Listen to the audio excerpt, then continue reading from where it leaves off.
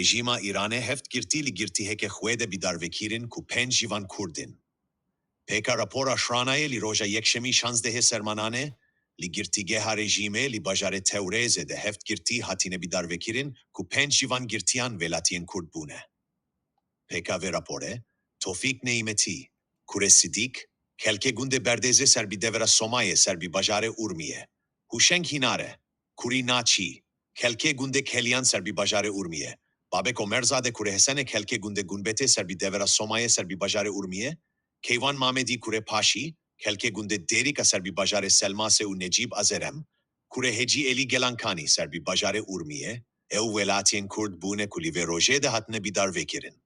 Hervîsa Hranayê daye zanîn ku du bîdarvekiriyên din jî xelkê bajarê Tewrêzeyên bi navên Sadîk Behmenî û Muçteba Salîmî bûne. Bîdarvekirin û sepandîna sîzaya bîdarvekirinê ji aliyê rejîma Îranê ve vek alavek bo tepeserkirina zêdetî ra xelkê Îranê bi taybet gelen Kurd û Belûş tê bîkartîne.